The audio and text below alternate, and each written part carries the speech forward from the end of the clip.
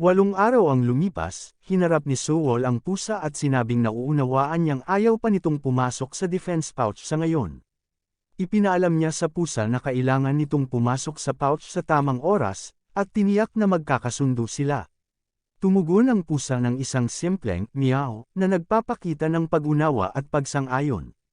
Sa Distrito Li, sa mansyon ng pamilya Ju. Pagbalik ni Sewol, binati siya ni Garyong. Nagtanong si Sewol tungkol sa kalagayan ng lahat sa mansyon. Ipinaalam ni Garyong na si Manor Headgo ay nag-iimbestiga sa yumaong alkamista, at naghanap ng impormasyon ngunit nabigo at bumalik na wala silang masyadong ibinunyag. Pinakalma ni Sewol si Garyong at sinabing tiwala siyang magiging maayos ang lahat pansamantala. Ipinahayag ni Garyong ang kanyang pag-aalala sa pagkawala ni Sewol, at binanggit na nag-aalala siya. Ipinaliwanag ni Sewol kay Garyong na balak niyang bumalik agad, ngunit nagkaroon ng hindi inaasahang mga pangyayari na nagdulot ng pagkaantala. Nagpasalamat si Garyong sa pagbabalik ni Sewol, at nag-alok na dalhan siya ng bagong damit. Malugod na tinanggap ni Sewol ang alok at nagpasalamat sa kanya. Sinubukan ni Sewol na bigyan ng banal na damo ang pusa, ngunit iniwas nito ang kanyang ulo na nagpapakita ng kawalan ng interes. Biro ni Sewol tungkol sa kawalan ng sigla ng pusa kahit sa murang banal na damo, na inihambing ang kahirapan sa pag-ampon dito sa pagiging komplikado ng paggawa ng mga Dan pills. Naisip niya kung ang kanyang pakikibaka sa pag-ampon sa pusa ay isang anyo ng parusa dahil sa kanyang kawalan ng kakayahan na protektahan ang Jade Ravine Boar mula kay Gyu sa nakaraan. Nagpakita ng galit ang pusa na naging dahilan para tawagin itong malikot ni Sewol, at aminin ang pagiging mapanubok nito. Sa pagninilay sa kanyang sitwasyon, iniisip ni Sewol ang kanyang progreso sa alchemist na umabot lamang sa ika-6 na antas ng Heavenly Birth, sa kabila ng paggawa ng Dan pills mula sa baniling banal na damo sa pamilihan. Isinaalang-alang niya ang hirap ng pag-angat ng antas gamit ang mas mababang kalidad ng damo. Pinaalalahanan ni Sewol ang pusa na huwag saktan ang sarili sa paghawak ng potensyal na mapanganib na bagay. Pinili ni Sewol na bigyan ng bagong pangalan ang pusa bilang Wanwan dahil sa malikot nitong kalikasan. Ang Wanwan sa Mandarin ay nangangahulugang maglaro at magsaya, at naisip niyang bagay ito sa pusa. Sabik para sa kanilang susunod na pakikipagsapalaran, iminungkahi ni Sewol na pumunta sila sa distrito ng Choksan upang kumuha ng mga winter coconuts at mga mataas na antas ng banal na damo. Sumagot si Wanwan ng meow, na nagpapakita ng pagsang-ayon at kahandaan para sa darating na misyon. Dumating si Sewol sa tirahan ni Sowi, at ipinakilala ang sarili sa bantay, sinasabing nais niyang makipagkita sa batang Panginoong Sowi. Agad na binati ni Sowi si Sewol, at ipinaabot ang kanyang pananibik sa pagdating ni Sewol, at tuwang-tuwa na hindi niya kinalimutan ang kanilang pagkikita. Binanggit ni Sewol na matagal na mula nang huli silang magkita, at na siya ay napapante dahil sa kuryosidad sa sinabi ni Sowi, na may nais siyang pag-usapan. Nagtanong si Sewol tungkol sa fragrance tracer feline, at kung nagtagumpay ba si Sogishan na paamuhin ito. Ikinwento ni Sowi na tiwala si Sogishan sa kanyang kakayahan ngunit gaya ng inaasahan, naging mahirap ang pag-ampon sa pusa. Nagtanong si Sewol tungkol sa kapalaran ng fragrance tracer feline, na naging dahilan para ipaliwanag ni Sowi na kung hindi maagap na maaampon ang mabangis na pusa, sa huli ay kukunin nito ang sariling buhay. Ipinahayag ni Sowi ang panghihinayang at sinabing marahil ay dapat nilang pinakawala na lamang ito sa halip na ipilit na amuhin. Nakiisa si Sewol sa nararamdaman ni Sogishan, tinutukoy ang posibleng sakit ng kalooban na kanyang nararanasan. Pinahalagahan ni Sowi ang pag-aalala ni Sewol, at iminungkahi na ipagpatuloy ang kanilang usapan sa loob.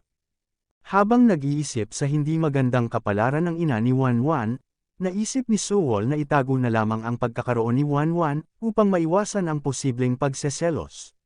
Gayunpaman, nagdesisyon siyang ituon ng pansin sa kasalukuyang sitwasyon. Ipinaalala ni Sewol kay Sowi ang kanilang usapan, kaya't binanggit ni Sowi na sa halip na pag-uusap, may nais siyang ibigay kay Sewol. Ipinahayag ni Sewol ang kanyang kuryosidad sa alok ni Sowi. Pagkatapos, binanggit ni Sowi ang Concentrated Spirit Land. Nagtanong si Sewol kung ito ba ay isang lugar na kilala sa pagiging tinitirhan ng mga nilalang na may malakas na enerhiya ng espiritu at kung saan tumutubo ang mga bihirang banal na damo, ang Concentrated Spirit Land. Napagtanto ni Sewol na hindi niya ito naisip noon dahil sa mga inherent panganib ng mga lugar tulad ng kagubatan ng mga hayop. Kumpirmado ni Zoe ang pagkaunawa ni Sewol at binanggit na may 9 na lokasyon ng Concentrated Spirit Land sa Yangzhou. Dagdag pa niya, ang kanilang pamilya, ang pamilya Choksan, ang namamahala sa isang lokasyon na kilala bilang ang nag-iisang lupain ng espiritu. Tinanong ni Sewol tungkol sa pagkakasangkot ni Zoe sa pamamahala ng Concentrated Spirit Land, na kinumpirma ni Zoe na ito ay pinamamahalaan kasama ng mga maimpluwensyang pamilya sa Yangzhou. Ipinaliwanag ni Zoe na ang mga pamilyang ito ay kasalukuyang nagre-recruit ng mga bihasang alchemists, dahil nagbubukas lamang ang Lone Spirit Land kada 10 taon, at nalalapit na ang panahon ng pagbubukas. Binanggit ni Zoe na naghahanap sila ng isang tao na mayroong portable Dharma tool upang masakop ang malawak na lugar ng Concentrated Spirit Land, at mayroong nakahihigit na kakayahan kumpara sa ibang alchemist sa larangan. Ipinaabot niya ang kanyang paniniwala na akma si Master Sewol sa mga pamantayang ito at inanyayahan si Sewol na sumama sa kanilang ekspedisyon sa Lone Spirit Land. Sa Lone Spirit Land sa Clear Postal County, Polonia Prefecture sa Yangzhou, nagnilay si Sewol sa katotohanan na ang mga alchemist sa unang yugto ng batas ng spirit energy ay maihahalin tulad sa mga nasa heavenly birth level. Napagtanto ni Sewol na ang mga materyales na kanyang hinahanap ay malamang na magkatulad sa hinahanap ng mga alchemists na ito.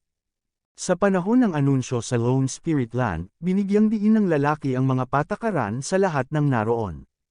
Sinabi niya na matapos ang palugit na 1 buwan, ang labasan ay isasara, na magpapaalab ng sinuman na umalis hanggat hindi muling nabubuksan ang landas. Bukod dito, binalaan niya na ang mga individual na manatili sa loob pagkatapos ng palugit ay masasaktan, at hanggang sa susunod na pagbubukas, ang mga taong makukulong sa loob ng 10 taon ay haharap sa mga parusa kabilang ang pagkumpiska ng lahat ng mga banal na damo at bangkay ng mga demonyo sa kanilang pagbabalik. Napagtanto ni Sewol ang agarang pangangailangan upang mabilis na makalampas sa 180 alchemists, para makuha ang kinakailangang mga banal na damo at neden. Ipinaalam ni Zoe kay Sewol na kapag siya ay pumasok, ang iba pang kalahok ay magsisihiwalay. Nagbigay babala si Sogishan kay Sewol tungkol sa mga makapangyarihang demonyo na maaaring lumitaw mula sa gitna, at sinabihan siyang mag-ingat. Tinanggap ni Sewol ang kanilang mga gabay, nagpahayag ng pasasalamat at hiniling sa kanila ng mabuting kapalaran sa kanilang mga gawain. Sa anunsyo ng lalaki tungkol sa pagbukas ng selyo at pagbubukas ng entrada, napagtanto ni Sewol na sa pagkakahiwa-hiwalay ng lahat sa iba't ibang lugar, ito na ang tamang sandali upang simulan ang kanyang paghahanap. Tinawag ni Sewol si Wanwan, ang pusa, upang samahan siya at inutusan itong amuyin ang pabango ng bawat banal na damo na kanyang pinipili at tandaan ito ng mabuti. Nangako si Sewol na bibigyan si Wanwan ng maraming winter coconuts kung matutulungan siyang makahanap ng mga banal na damo. Tumugon si Wanwan ng masiglang, miyaw-miyaw. Sa pagmamasid sa reaksyon ni Wanwan, napagtanto ni Sewol na malapit na ang banal na damo. Napansin niya na ang mataas na antas ng spirit energy sa lugar ay nangangahulugang sagana at madaling makikitang mga banal na damo sa kagubatan ng mga hayop. Naalala ni Sewol na may mga banal na damo na hindi niya kailangan, subalit sa siksik na kapaligiran ng Lone Spirit Land na may maraming alchemists, napagtanto niya na maaari niyang ipagpalit ang anumang hindi niya kailangan na banal na damo para sa mga spirit stones. Determinado na samantalahin ang pagkakataong ito, nagpasya si Sewol na kunin ang bawat banal na damo na makita niya. Habang naglalakad si Sewol sa maputik na daan, napagtanto niyang nagsisimula na ang tunay na pagsubok dahil ang mga kinakailangang banal na damo para sa mga huling yugto ng Heavenly Birth ay sagebrush at sorghum. Naalala ni Sewol na ang mga halamang ito ay kilalang lumalago sa pamamagitan ng pagsipsip ng sustansya mula sa mga bangkay sa mga maburak na kapaligiran na tulad ng kanyang nilalakaran. Napansin ni Sewol ang mga lumilipad na insekto sa paligid habang nakikita rin ang isang lalaking bihasang nakikipaglaban sa mga insekto. Sa pagmumuni-muni sa sitwasyon, napagtanto ni Sewol na ang matinding spirit energy sa lugar ay ginagawa itong tirahan ng mga demonyo na mahirap makita. Nakita ni Sewol ang sagebrush, isang banal na damong kanyang hinahanap, at napansin ang lalaki na tumatakbo papunta sa mga demonyo habang sinusubukang kunin ang banal na damo. Pinag-isipan ni Sewol kung dapat niyang samantalahin ang pagkakataon na kunin ang sagebrush habang ang lalaki ay abala sa pakikipaglaban. Naalala ang payo ni Zoe, na ang mga banal na damo sa Lone Spirit Land ay walang nagmamay-ari hanggat walang taong humahawak sa mga ito. Pinag-isipan ni Sewol ang mga epekto ng pag-angkin ng sagebrush sa gitna ng kaguluhan. Biglang nagbago ang sitwasyon nang lumitaw ang isa pang lalaki na nagtangkang kunin ang sagebrush. Humingi siya ng paumanhin at binigyang diin ang kahalagahan ng kakayahan, na humihiling na huwag masamain. Gayunpaman, bago niya makuha ang damo, lumitaw ang isang mataas na antas na demonyo, isang swamp golem, at kinagat ang kanyang braso, dahilan upang siya'y bumagsak sa lupa. Nakilala ni Sewol ang panganib ng sitwasyon, habang ang mabagsik na demonyo ay nagpakita ng kanyang lakas. Pinag-isipan ni Sewol kung ang paglitaw ba ng swamp golem ay inaasahan bilang paghahanda sa pagdating ng isang alchemist. Ipinahayag ng lalaki ang pagkadismaya sa hindi inaasahang pagkaharap sa isang mataas na antas na demonyo at mabilis na lumipad palayo, na nagpapahiwatig ng kanyang kakulangan ng kahandaan na harapin ang ganoong kalakas na kalaban. Napansin ni Sewol ang pag-urong ng lalaki at napagpasyahan na maaaring hindi siya sapat na bihasa upang harapin ang mataas na antas na demonyo. Subalit, sa pagkakaroon ng kumpiyansa sa kanyang kakayahan at kaalaman sa kahinaan ng swamp golem, nakita ni Sewol ang isang pagkakataong dapat ipursigi at naghanda upang harapin ang hamon. Ang swamp golem ay tumakbo patungo kay Sewol. Agad na ginamit ni Sewol ang flash step upang makaiwas sa papalapit na atake. Pinag-isipan ni Sewol na kapag ang swamp golem ay lumabas sa swamp, ang bilis nito ay babagal. Napansin niyang maliban na lamang kung ang nilalang ay biglang kumilos ng mabilis, ang mga galaw nito ay medyo tuwid at mahuhulaan. Agad na isinagawa ni Sewol ang kanyang mga kasanayan, sinimulan ang unang galaw ng Destruction Sword Arts, na pinagsama ang Flying Swallow Energy Strike. Sa katumpakan, tinamaan niya ang swamp golem gamit ang kanyang espada, na madaling tinalo ito. Matapos ang tagumpay, kinuha ni Sewol ang sagebrush herb na nasa ulo ng bumagsak na nilalang. Isinasaalang-alang ni Sewol ang halaga ng balat ng swamp golem bilang material, ngunit nagpasya siyang hindi ito kolektahin dahil sa malawak na proseso ng paglilinis na kinakailangan. Alam niyang may potensyal na panganib ang manatili sa isang lugar ng matagal, lalo na matapos makatagpo ng dalawang alchemist. Kinilala ni Sewol ang pangangailangan na magpatuloy upang matiyak ang kanyang kaligtasan. Sinubukan ni Wanwan na kunin ang damo na nakuha ni Sewol, na nagdulot ng gulat kay Sewol.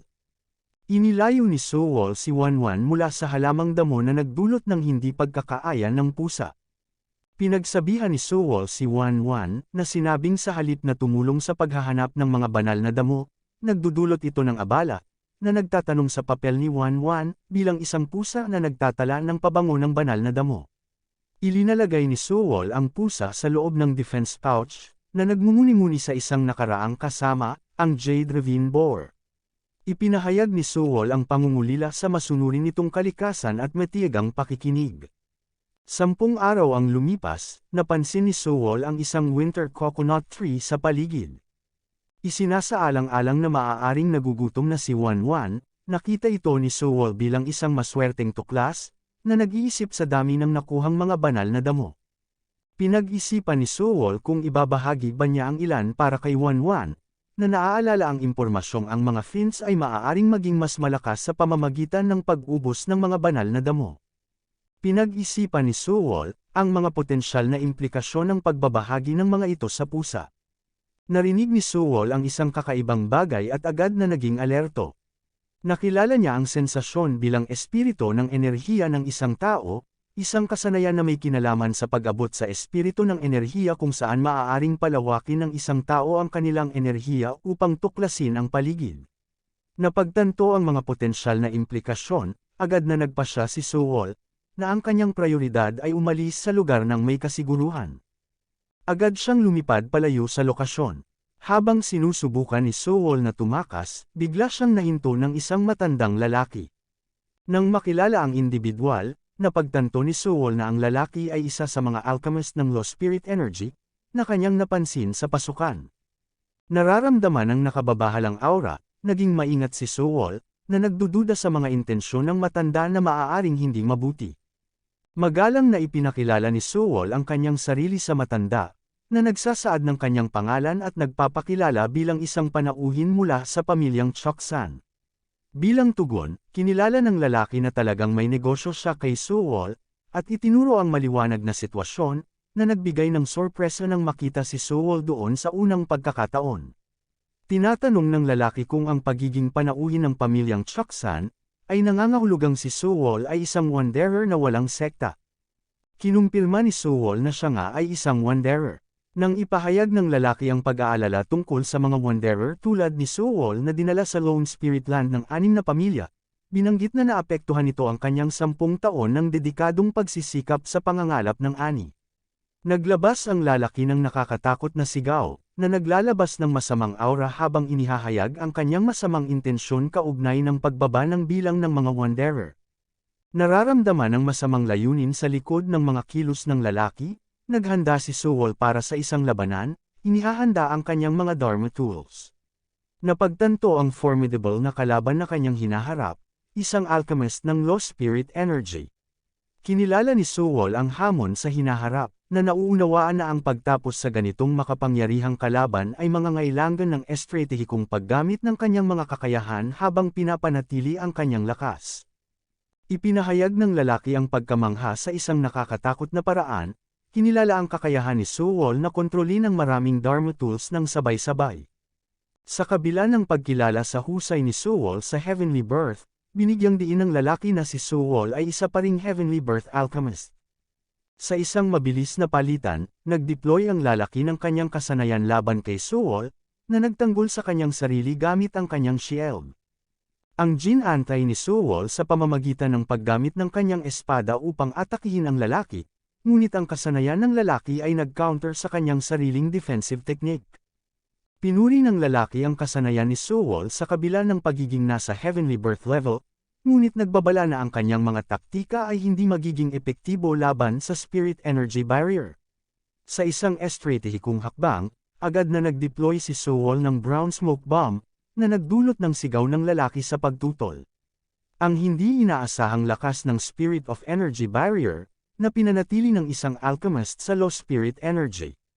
Nagmamadali si Sewol na ginamit ang mapanganib na kakayahan ng depensa sa kabila ng paggamit ng Brown na Smoke Bomb. Inamin ni Sewol na ang usok ay mawawala rin sa lalong madaling panahon. Ang lalaki ay may pangungutya sa pagtatangkang pigilan siya ni Sewol, gamit ang tinatawag niyang magulong smoke bombs, na nagpapakita ng kanyang pagkadismaya sa taktika. Inamin ng lalaki ang lakas ni Sewol, itinuturing siyang matibay para sa isang Heavenly Birth alchemist at karapat-dapat sa pagkilala, nagpapahayag ng pag-aalala sa mga posibleng hidwaan sa hinaharap kung ang mga individual tulad ni Sewol ay may galit. Sa isang malungkot na tono, ipinahayag ng lalaki ang kanyang intensyon na tiyakin ang kapayapaan ng isip sa pamamagitan ng pag-aalis kay Sewol. Tinawag ng lalaki si Sewol na ipakita ang kanyang sarili. Nag-isip si Sewol, at naghihintay para sa tamang pagkakataon nang ang lalaki ay bumaba ang guard at lumapit. Pinakawala ni Sewol ang ika-6 na galaw ng Destruction Sword Arts, na nagdulot sa lalaki na sumigaw sa pagkadismaya, sinasabing ang mga pagsisikap ni Sewol ay walang kabuluhan. Gumamit si Sewol ng kasanayang 10,000 Explosion Sword Arts, upang alisin ang kalasag ng lalaki na nagdulot ng isang malakas na pagsabog. Nagsisi si Sewol sa pagkawala ng Infinity Sword, itinuturing ito bilang kanyang pinakamalakas na atake. Sa kabila ng pinsalang idinulot sa lalaki, kinilala ni Sewol ang pangangailangang umatras. Sa sandaling iyon, kahit buhay pa, ipinaabot ng lalaki ang pagkadismaya kay Sewol, na tinatawag siyang isang mayabang na wanderer. Binigyan ng lalaki si Sewol ng banta na aalisin siya ng tuluyan. Ngunit, isang misteryosong lalaki ang nanghimasok, ipinagtanggol si Sewol mula sa nalalapit na atake, tinawag ang lalaki bilang isang kriminal at tinatanong ang kanyang mga aksyon sa pang-aabala sa kanyang mga nakababatang kasamahan. Nagulat ang umaatake sa paglitaw ni Gweng-o, at sa kanyang pagkagulat, ipinaabot ng lalaki ang kanyang sorpresa sa hindi inaasahang pagdating ni Gweng-o, at tinanong kung bakit nandito pa siya. Patuloy na nagalit, sumigaw ang lalaki kay Gweng-o, tinatanong ang dahilan ng kanyang presensya.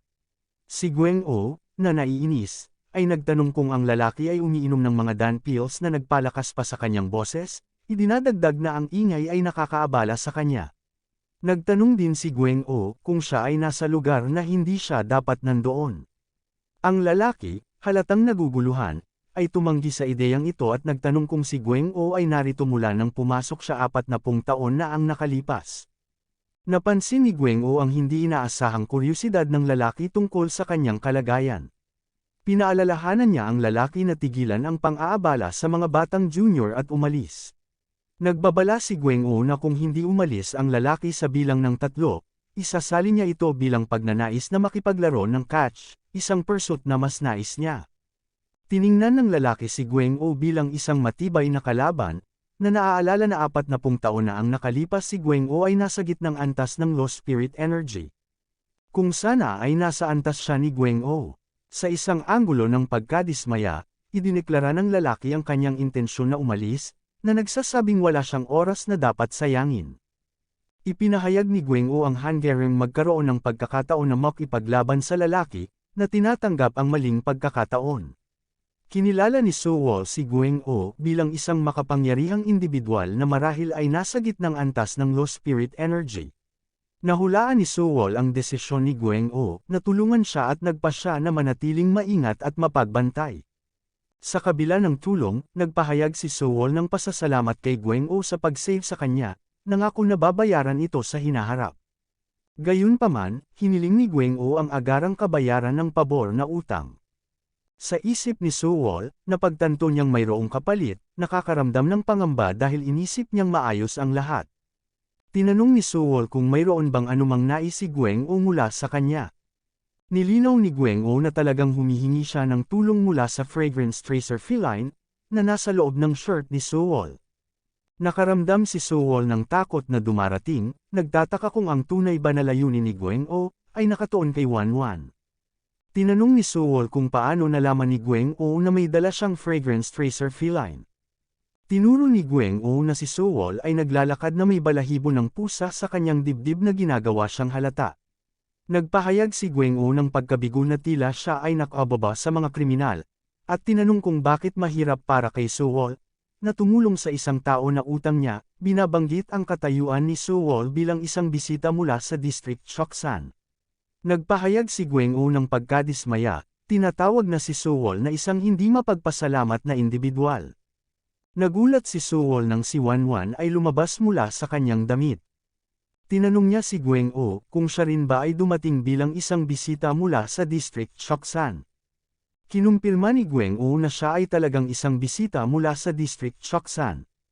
Tinanong ni Sewol kung si Gweng-o ay nanatili sa lugar upang hulihin ang isang giant shadow tortoise malapit sa Lone Spirit Land Spirit Court. Ipinaliwanag ni Gweng-o na ang lokasyon ay may malakas na espiritu ng enerhiya na ginagawa itong angkop para sa pangangalap ng mga materyales na makatutulong sa kanyang pagsasanay. Binanggit ni Sewol ang mga kahihinatnan ng hindi pag-alis sa loob ng nakatakdang oras kung saan ang kanyang ani ay kukunin pagkatapos ng pagbubukas ng pasukan. Mukhang hindi alam ito ni Gweng-o, at iminungkahi na makagawa at kumain si Sewol ng mga danpils habang nasa lokasyon. Nagulat si Sewol sa mungkahi at tinanggap ang alternatibong ito bilang isang ganap na ibang paraan. Ipinakita ni Gweng-o na nakarating sila sa teritoryo ng giant shadow tortoises at humiling na gumamit ng tracer feline upang subukan ang kanilang amoy mula sa tuktok. Nakialam si Sewol na nagmungkahi na dahil ang giant shadow tortoises ay karaniwang nangingitlog malapit sa mga ugat ng tubig sa ilalim ng lupa, dapat silang maghanap ng mga kuweba upang subukan silang masubaybayan doon. Tumugon si Gweng-o na nagulat at naiinis sa narinig na paliwanag ni Sewol, tungkol sa giant shadow tortoises na nagtago sa ilalim ng lupa malapit sa mga ugat ng tubig. Ipinahayag niya ang pagkainis na hindi niya sila nakita ng mas maaga dahil sa kanilang mahirap mahagilap na kalikasan. Sa isang magaan na paraan, inutusan ni Sewol si Wanwan, na simulan ng paghahanap para sa mga tortoise. Umusad si Wanwan pababa sa bangin, na nagpakita ng potensyal na tagwan ng giant shadow tortoise. Iminungkahi ni Sewol na maaaring ito nga ang tagwan ng tortoise. Sinabi ni Gweng-o ang pagkagulat sa lokasyon dahil sa hindi magandang visibility.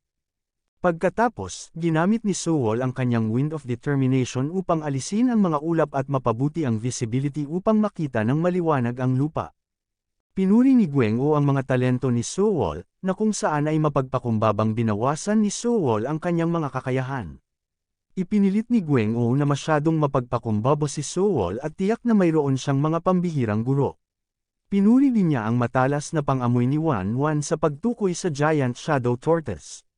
Iminungkahi ni Gueng-o na magpatuloy, na nag-udyok kay Sewol na magtanong kung ano ang dapat niyang gawin habang bumababa si Gueng-o sa bangin. Kinilala niya ang tulong ni Sewol sa pagpapakita ng daan bilang isang paraan ng pagbabayad. Binalaan niya si Sewol na kung pipiliin niyang sumunod, dapat niyang unahin ang pagprotekta sa kanyang sariling buhay. Napansin ni Sewol ang nakabukod na kalikasan ni Gueng-o, na napagtanto na talagang ginagawa niya ang gusto niya. Inutusan ni Sewol si Wan Wan na pumasok sa defense pouch para sa kaligtasan bago tumalon pababa sa bangin upang sundan si Gueng-o.